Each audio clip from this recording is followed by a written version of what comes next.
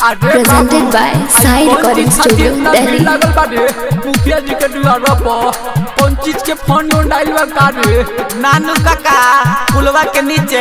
फलना के लड़की या फलना के लड़का पकड़ाइल बारे सो ओकनिए के पंचायती होता जाई ना वही जैसे सब प्रधान वालों उन्हीं लोग से पूछ ले पकड़े में उन्हीं लोग के हाथ रोलो रहे लड़की में सब हम दोस्त देखमी रहे लड़की में सब हम दोस्त देखमी presented by Monadic Music। दोस्त देखमी ढेर दिन से चलत रहला प्यारी के कहानी हो प्यारी के कहानी रोज छिड़कात रोल कोला में पानी हो कोला में पानी एकर सबूत हम ठोस देखमी रहे लड़की में सब हम दोस्त देखमी रहे लड़की में सब हम दोस्त देखमी रहे लड़की में सब हम दोस्त देखमी अरे बाबू पकड़े में और के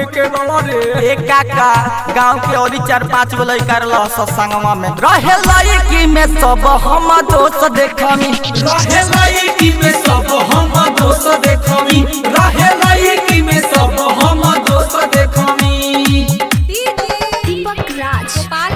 दीपक राज पावर रिकॉर्डिंग स्टूडियो सासा मुसा हाई स्कूल के पास रहे लड़की में सब हम दोस्त देखमी रहे लड़की में सब हम दोस्त देखमी एकनी के प्यार के तो रहे पूरा चारा रहे पूरा चारा हो रहे पूरा चारा